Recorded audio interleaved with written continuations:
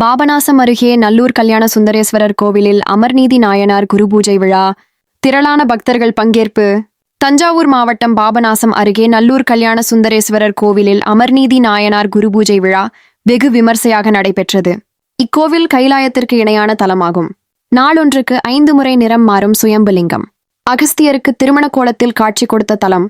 திருநாவுக்கரசருக்கு திருவடி தீட்சை அருளிய தலம். குந்தி தேவி சாப விமோசனம் பெற்ற தலம். அமர்நீதி நாயனாருக்கு முக்தி கொடுத்த தலம். திருமண பரிகார தலம். இக்கோவிலில் அஷ்டபுஜ காளியம்மன் சிறப்புடையது. இந்த திருநல்லூர் மாட கோயிலில் அமைந்துள்ள 36 திருப்படிகளில் அபிஷேகம், அலங்காரம், விளக்கேற்றி, திருமுறை ஓதி திருப்படி பூஜைகள் நடைபெற்றது. இவ்விழாவில் துலாபாரம் வழங்கும் நிகழ்ச்சியும் நடைபெற்றது. அமர்நீதி நாயனார் குருபூஜை நிகழ்ச்சியில் திருவாவடுதுறை கட்டளை தம்பிரான் திருச்சிற்றம்பலம் சுவாமிகள், கோயில் கண்காணிப்பாளர் கார்த்திகேயன், ஆய்வாளர் குணசேகரன், ரமேஷ் குருக்கள், ஆதின புலவர் ரமேஷ்குமார் மற்றும் திரளான பக்தர்கள் கலந்து கொண்டு சாமியை தரிசித்து வழிபட்டனர்.